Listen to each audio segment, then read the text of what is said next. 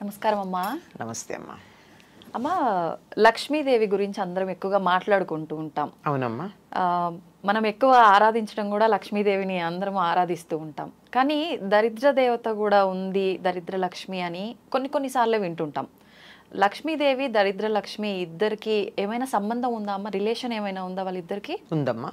ఆవిడ అక్కగారు, ఈవిడ చెల్లెలు. అక్క చెల్లెలే. ఆవిడ జ్యేష్ఠాదేవి అంటారు ఆవిడ్ని. జ్యేష్ఠ అంటే పెద్దది, పెద్ద ఆవిడ లక్ష్మి, దరిద్ర దేవత. చిన్న ఆవిడ లక్ష్మీదేవి. అందుకే పూర్వకాల ఇళ్లలో ఎవరి మీద కోపం వస్తే దరిద్రం అని దష్ట అనేవారు. అంటే జ్యేష్ఠకు సంబంధించింది దష్ట.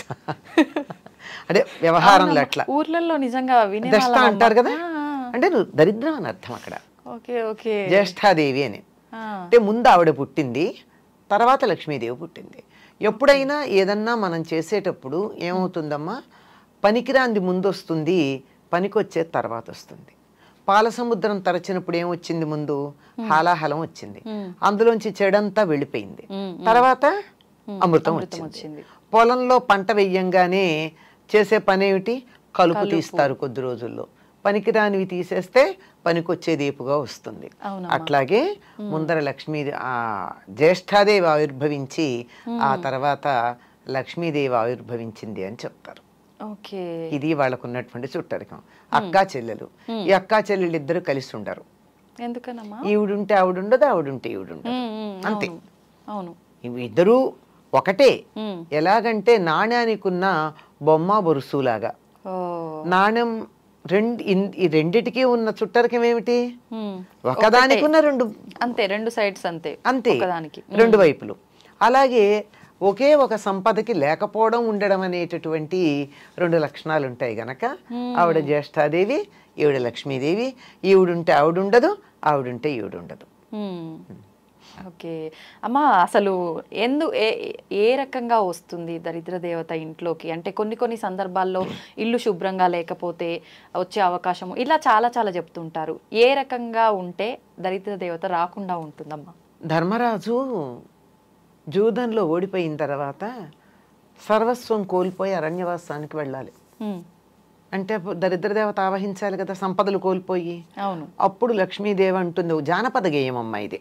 ఏమంటే, చేటలో పళ్ళను చెరపడే రాజు, కట్టి విడిచిన బట్ట కట్టడే రాజు, ఆడి విడిచిన నీరు ఆడడే రాజు అని చెప్తుంది. ఇలా కొన్ని నేను ఎలా పెడతాను అటువంటి చోటికి? ఒక్కటి సవ్యంగా లేదే. నేను ఇల్లు ఉండడానికి తగినటువంటి చోటు అంటే చేటలో పళ్ళు వేయకూడదట. ఇప్పటికీ పల్లెటూళ్ళల్లో ఒప్పుకోరమ్మా.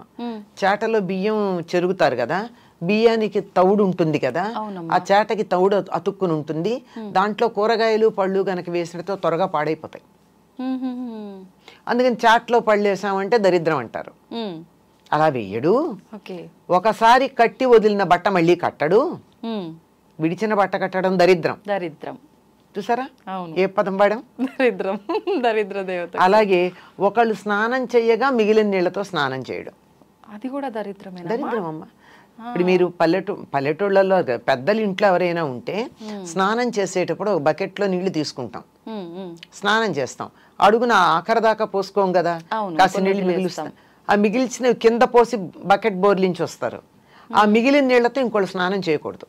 ఓకే, మామూలుగా అందులో నీళ్లు వదలొద్దు అనటం విన్నాం, కానీ దాని వెనకాల రీజన్ ఇదని ఇప్పుడు తెలిసిందమ్మా. కానీ ఆఖరి నీళ్లు పోసుకోకూడదు, ఆఖరి నీళ్లు పోసుకోకూడదు, వదిలిపెట్టకూడదు. కనుక వాటిని కింద పారబోసి వచ్చేస్తాం కదా. అంటే ఆడి విడిచిన నీరు ఆడడే రాజు అని ఒక జానపద గేయాలు ఇవన్నీ మనకి. ఇవన్నీ ఎక్కడ దరిద్ర దేవత రావడానికి వీల్లేని ప్రదేశాలు ఇవి. అంటే దరిద్రం రావాలంటే ఏం చెయ్యొచ్చు, విడిచి బట్టలు అక్కడ పడేసి మళ్ళీ కట్టుకోవడం, విడిచిన బట్టలు కట్టుకోవడం దరిద్రమే కదమ్మా.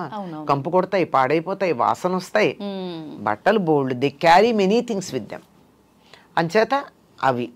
తర్వాత ఒకళ్ళు వాడిన నీళ్లు మళ్ళీ వాడడం, ఎంగిళ్ళు తినడం, అశుభ్రంగా ఉండడం, అశుచిగా ఉండడం, ఇలాంటివన్నీ కూడా దరిద్రం ఉంటుంది అని చెప్పడానికి సంకేతం.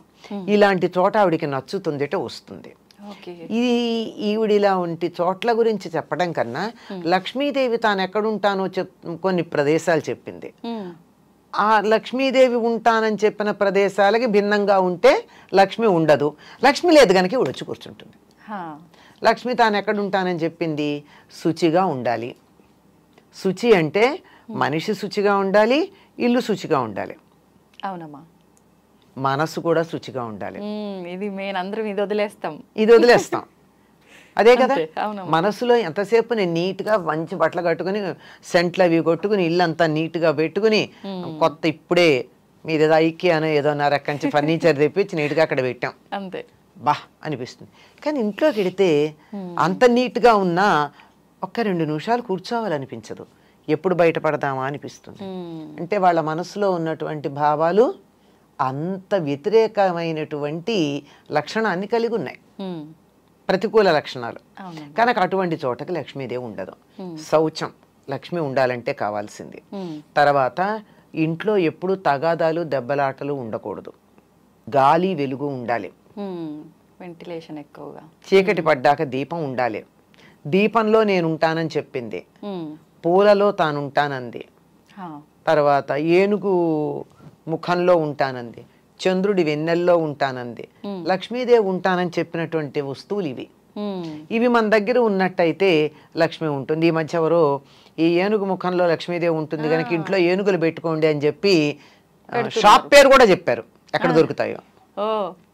ఇది నిజంగా అట్లా పెట్టుకోవచ్చమ్మా? అవసరం లేదు, పెట్టుకోవచ్చు కానీ పెట్టుకోవాలని ఏం లేదు. ఏనుగు ముఖాలు పెట్టినంత మాత్రం లక్ష్మీదేవి ఇంట్లోకి ఏం వచ్చి కూర్చోదు. మనం దెబ్బలాడుకుంటూ ఉంటే ఆవిడ పారిపోతుంది.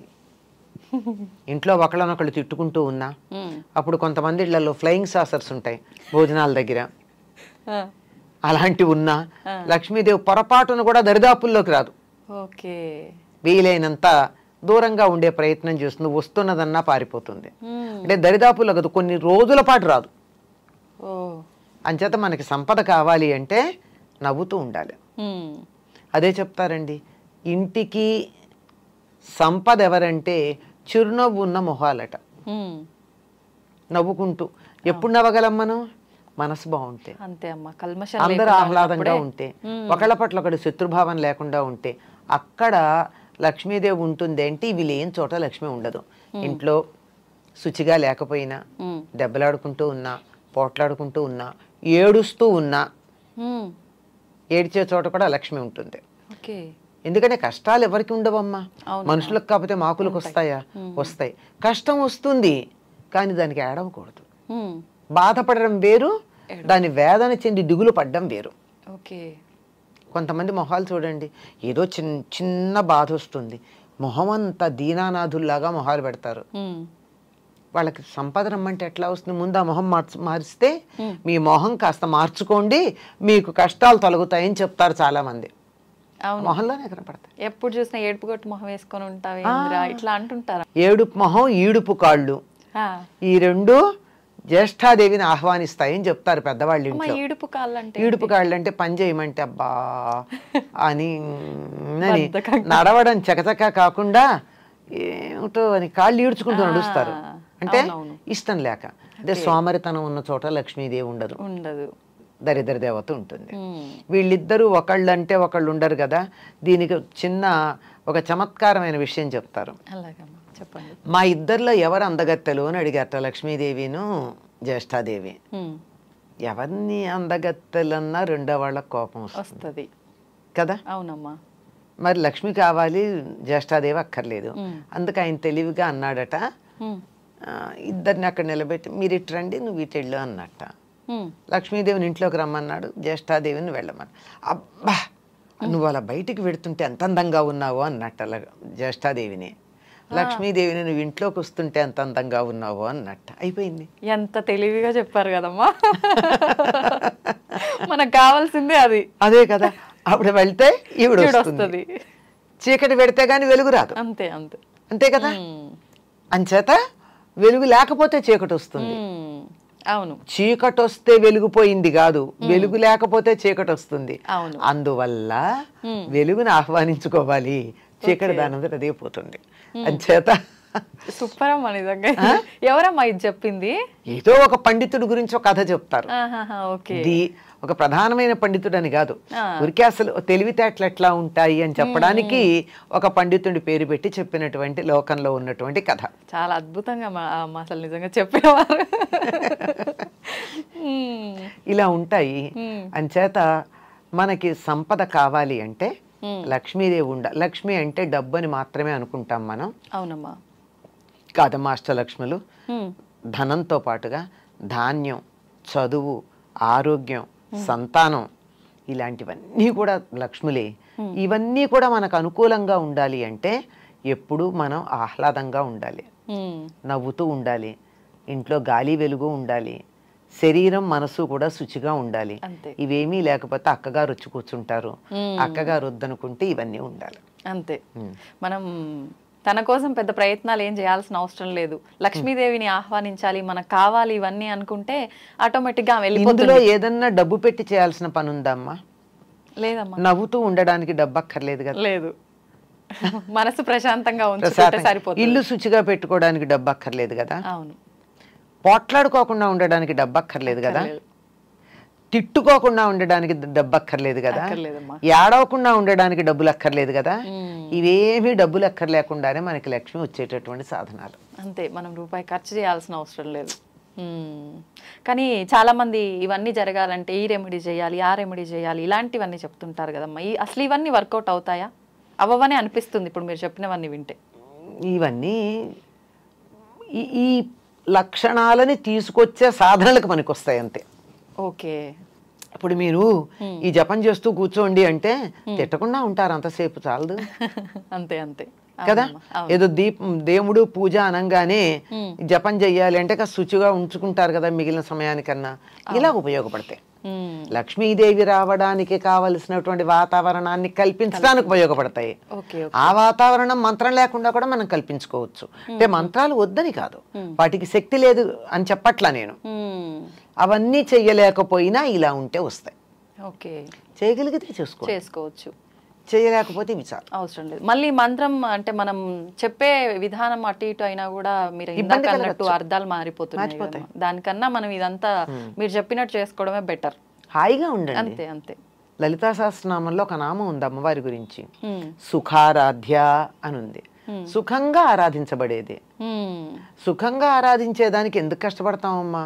అమ్మవారి ఆరాధన సుఖంగా చేసుకోవచ్చుగా. అంతే, హాయిగా చేసుకోవచ్చుగా. కష్టపడి ఎందుకు చెయ్యాలి? సోమరితనం ఉండకూడదు కానీ, అవునవును, బద్ధకం ఉండకూడదు కానీ కష్టపడమని చెప్పాల.